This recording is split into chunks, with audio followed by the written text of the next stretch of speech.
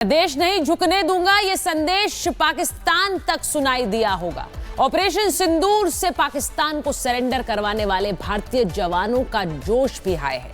दुश्मन देश की हर हिमाकत पर जाबाज जवानों की पैनी नजर है। जवानों के शौर्य को बताती सांबा से रिपब्लिक भारत की एक्सक्लूसिव रिपोर्ट देखिए।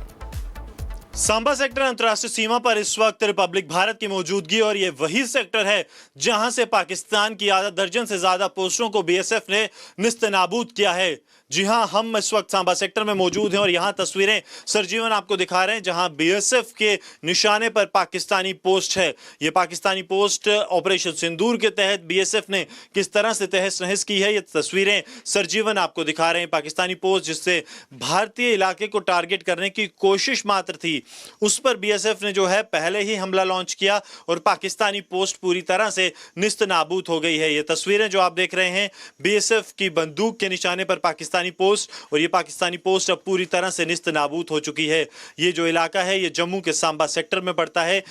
यहां से ऊपर चलकर मैं जो है इस पोस्ट की आपको जो तस्वीर है वो पूरी बता पाऊंगा कि आखिरकार किस तरह से बीएसएफ ने जो है पाकिस्तानी पोस्ट को पूरी तरह से निस्तनाबूद किया है। और अब पोस्ट के हालात ये हैं कि पाकिस्तानी झंडा जो है वो बीएसएफ की टारगेटिंग से अब गिर चुका है और उसे अब सीधा करने वाला भी कोई नहीं है। लगातार 24 घंटे सातों दिन उस पाकिस्तानी पोस्ट और उस इलाके पर नजर जो है वो बीएसएफ के जवान रख रहे हैं ताकि पाकिस्तान की तरफ से और कोई कोशिश जो है वो ऐसी ना की जाए। लेकिन सरजीवन जो आपको तस्वीरें अंतर्राष्ट्रीय सीमा के सांबा सेक्टर से दिखा रहे हैं, यहां पर आप ये देखेंगे ये पाकिस्तानी पोस्ट जिसे कि बीएसएफ की तरह से पूरा निस्तनाबूद कर दिया गया था। और अब हालात ये हैं कि पाकिस्तानी झंडा जो इसके ऊपर लगा है वो भी अब जो है टेढ़ा हो चुका है। लेकिन पाकिस्तानी रेंजर्स या पाकिस्तानी सेना जो है वो अब इसे ठीक कर पाए, ये अब मुश्किल लग रहा है। बात करने के लिए हमारे साथ बीएसएफ की जो बटालियन यहाँ पर डिप्लॉयड है उसके कमांडिंग ऑफिसर मौजूद हैं। उनसे हम बात करेंगे कि आखिरकार किस तरह से जो है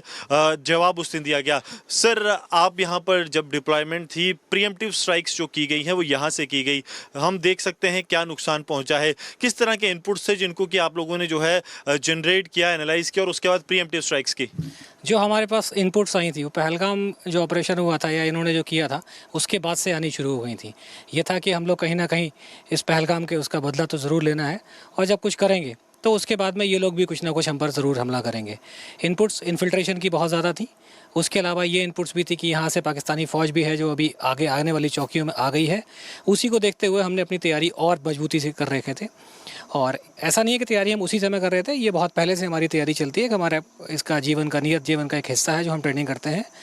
लेकिन जब ये हमको उस दिन 8 तारीख को इनपुट मिली कि ये हमारे सामने वाले एरिया में कहीं मिलिटेंट जो हैं ये इकट्ठे हो रहे हैं और उसके बाद अंतर्राष्ट्रीय सीमा की ओर बढ़ रहे हैं, अब हमने अपने सर्विलांस डेटा के थ्रू देखा तो इस खबर को जो है जब कंफर्म किया गया, कंफर्म करने के बाद में फिर हमने ये निकाला कि ये कहाँ बढ़ रहे हैं, किस तरफ की ओर बढ़ रहे हैं।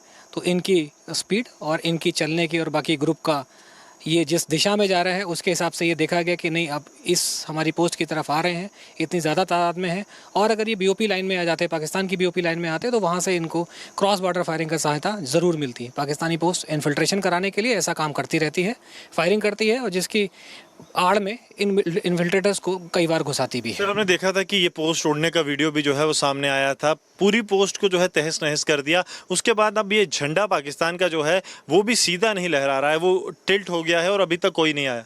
पाकिस्तानी फ़ौज का मनोबल बहुत ज़्यादा गिरा हुआ है। अभी यहाँ पर पोस्ट में कोई भी नहीं है, इनफैक्ट रात को भी अपनी पोस्ट वगैरह में नहीं रहते हैं। और अगर ये पोस्ट का थोड़ा बहुत मेंटेनेंस वगैरह हो रहा है, जितना भी हो रहा है, तो या तो सिविल कपड़ों में या फिर सिविलियंस के द्वारा करा रहे हैं। उन्हें ये लगता है कि सिविलियंस पर आप लोग वार नहीं करेंगे इसलिए सिविलियंस भेज रहे हैं? नहीं, सिविलियंस पर हम कभी वार नहीं करते।